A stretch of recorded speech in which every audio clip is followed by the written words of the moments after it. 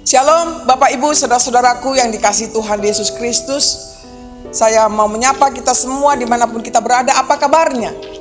Saya berharap sekali kita dalam keadaan sehat semuanya dan tetap semangat dalam menjalani kehidupan hari ini. Baiklah, supaya menambah imun kita, semangat juang kita untuk melakukan aktivitas kita sepanjang hari ini, marilah kita mempersiapkan hati dan pikiran kita untuk dengar-dengaran akan firman Tuhan. Mari kita berdoa. Kasih karunia dan damai sejahtera dari Tuhan Allah Bapa kita dan dari anaknya Tuhan Yesus Kristus menyertai saudara semuanya. Amin. Bapak Ibu Saudara-saudaraku, nats renungan kita pada hari ini Senin tanggal 28 Oktober 2024. Nats renungannya dari Kisah Para Rasul 16 ayat 14. Demikian bunyinya. Seorang dari perempuan-perempuan itu yang bernama Lydia turut mendengarkan. Ia seorang penjual kain ungu dari kota Tiatira yang beribadah kepada Allah. Tuhan membuka hatinya sehingga ia memperhatikan apa yang dikatakan oleh Paulus. Demikianlah bunyinya. Judul renungan ini adalah Jangan Keraskan Hatimu. Bapak Ibu Saudara-saudaraku, firman Tuhan hari ini adalah kisah tentang seorang pengusaha yang bernama Lydia, yang mana dia bersedia bersama untuk dibaptis dengan seisi rumahnya. Seorang yang memiliki kemampuan finansial yang baik, kemudian setelah mendengarkan firman Allah, ia langsung memberikan dirinya dan dengan imannya mempercayai firman Allah menjadi bagian yang terutama bagi hidupnya. Tuhan telah membuka hati Lydia untuk mendengar dan merespon pesan Paulus, sehingga pada akhirnya Lydia menjadi percaya dengan imannya. Banyak orang bertelinga saudaraku tapi tidak mau mendengarkan suara Tuhan. Tidak cukup hanya sekedar mendengar, manusia juga harus memberikan respon melalui perbuatan nyata dalam kehidupan sehari-hari. Mengapa setiap orang diajak agar tidak lagi mengeraskan hatinya dan mau membuka hati untuk menerima firman Allah di dalam hidupnya? Ternyata saudaraku, seseorang yang membuka hatinya bagi Allah, maka dia akan merasakan ada perubahan besar karena Allah berkuasa di atas dirinya. Sama seperti Lydia yang sudah membuka hatinya sehingga ia memperhatikan apa yang dikatakan Paulus pada akhirnya, memperoleh banyak perubahan besar yang terjadi di dalam hidupnya. Hal ini memiliki arti bahwa setelah membuka hatinya terhadap Allah, Lydia kemudian memberikan dirinya untuk melayani sesama manusia. Membuka hati terhadap firman Tuhan berarti bukan hanya mengubah pemahaman kita mengenai hidup saja, namun juga akan menggerakkan hati kita untuk mengubah cara hidup kita berubah menjadi lebih baik, yakni seturut dengan kehendak Allah.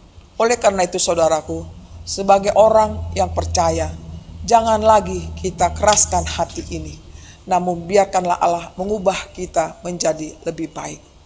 Karena dengan tidak mengeraskan hati kita, maka benar-benarlah kita menuruti akan kehendaknya. Tapi sebaliknya, apabila terjadi mengeraskan hati kita, menutup pintu, berarti kita tidak mau berubah. Kiranya kita renungkan firman Tuhan pada hari ini. Semua mari kita tidak mengeraskan hati kita untuk mengikut Dia. Amin. Kita berdoa. Terima kasih Tuhan buat hari ini di mana seluruh bangsa negara kami sedang memperingati Hari Sumpah Pemuda. Ajar kami Tuhan untuk mengucap syukur atas penyertaan-Mu kepada bangsa kami ini, sehingga kami boleh terbebas dari belenggu penjajahan atau kekerasan, tetapi kami tetap Tuhan mengikrarkan bahwa kehidupan kami ini berasal daripada-Mu. Dan Engkau ingatkan kami melalui firman-Mu, agar kami tidak mengeraskan hati kami untuk melakukan perintah-Mu. Jadikanlah kami semuanya Tuhan, sebagai umat yang Engkau kasihi, membuka hati kami untuk firman-Mu yang menjadi pedoman dalam kehidupan kami, agar kami berguna Tuhan di tengah dunia ini. Ya Bapa di surga, kami serahkan seluruh hidup kami kepadamu. Berkenanlah Engkau memberkati kami satu persatu dalam situasi kondisi kami yang beragam Tuhan. Biarlah bangsa dan negara kami ini tetap Engkau jagai, jauhkan daripada perpecahan, bahkan mara bahaya.